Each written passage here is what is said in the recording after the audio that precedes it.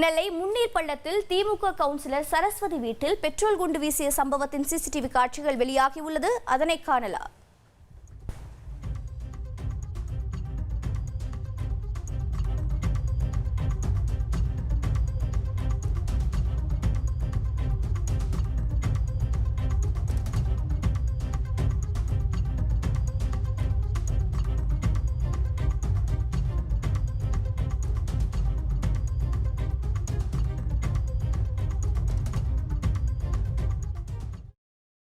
விவரங்களை செய்தியாளர் ராமச்சந்திரம் வழங்கிட கேட்கலாம். ராமச்சந்திரம் வணக்கம். இந்த சம்பவத்தின் மீது என்ன நடவடிக்கை மேற்கொள்ளப்பட்டிருக்கிறது? தற்போது காட்சிகளும் வெளியாகி இருக்கிறது.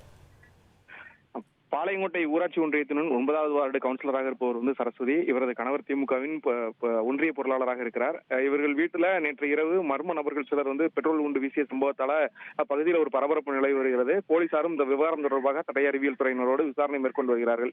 இந்த நிலையில அப்பகுதியில் உள்ள சிசிடிவி கேமராக்களை ஆய்வு செய்த போது இருசக்கர வாகனம் ஒரே வாகனத்தில் வந்த சிலர் இந்த சம்பவத்தில் ஈடுபட்டது தெரிய வந்திருக்கிறது. அந்த வாகனத்தின் பதிவு எண் கொண்டு தற்போது இந்த விசாரணை போலீசார் துரிதப்படுத்தியிருக்கிறார்கள். சம்பவத்தில் ஈடுபட்ட நபர்கள் யார் என்பது குறித்தான விசாரணையும் நடைபெற்று வருகிறது.